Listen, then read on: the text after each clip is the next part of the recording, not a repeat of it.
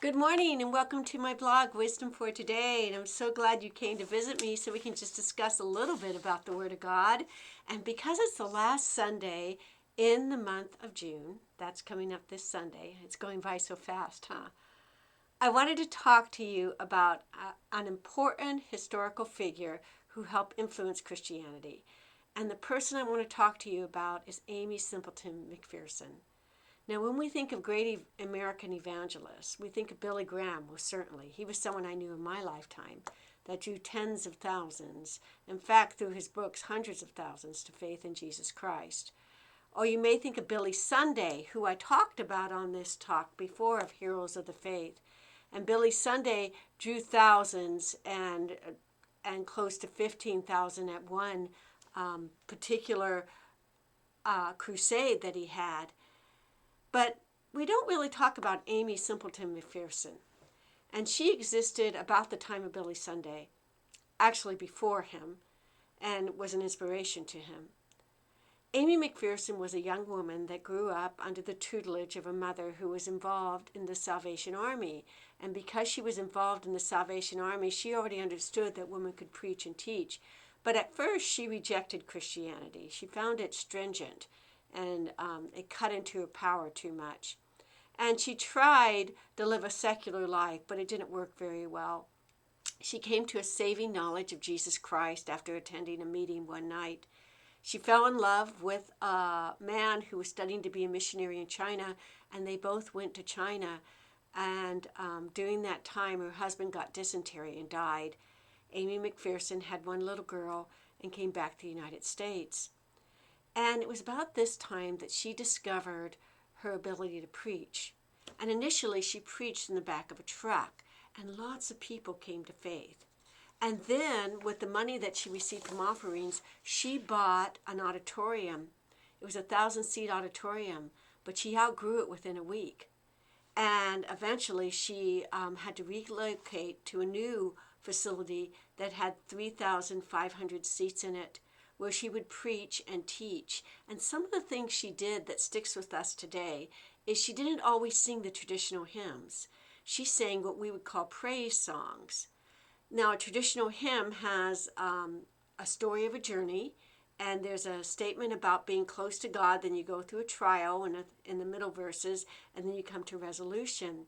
A praise song just simply praises God in one verse. So, Turn Your Eyes Upon Jesus was one of the songs that she would sing.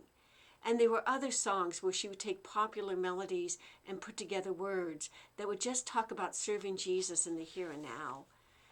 During her ministry, not only did many come to faith in Jesus Christ, but she also was a big influence on the social needs.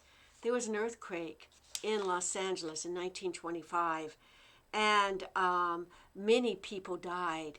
And Aimee McPherson opened up the doors of her church to house people and to feed them. When a dam fell in Long Beach, she opened up her facility. There was more than 600 dead, and she provided for widows and orphans. And then the Depression struck, and she served 5 to 6 meals in her facility a day, besides doing services 3 times a week, where they would do dramas, and they would be preaching, and there would be altar calls. Aimee McPherson pioneered radio for the church. She got involved in radio ministry right away, and she wanted to reach others for Jesus Christ. Aimee McPherson served God with everything that she had for Christ. And she would often say this is one of her favorite quotes, we are all making a crown for Jesus out of these daily lives of ours. Either a crown of golden, divine love studded with gems of sacrifice and adoration, or a thorny crown filled with the cruel briars of unbelief and selfishness and sin. You choose which crown that you will build. She often said that Christianity was not just about being good, it was about doing good. And that kept her involved in everything that she had to do. But she had her downside. Aimee McPherson had 2 failed marriages after her first husband died. And both of the men fell into financial irreprute. and also brought her name into shame. And Milton Berle, for whatever reason, slandered her once by saying that he had an affair with her. Later, it turned out that she was sick and in the hospital during the time that he said that. But that did not stop her from the ministry.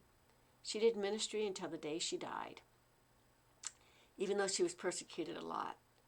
What I like about Aimee McPherson was her tenacity, that she went forward in a time where people were ridiculed for preaching, and especially women, that she found great abundance in the midst of the depression.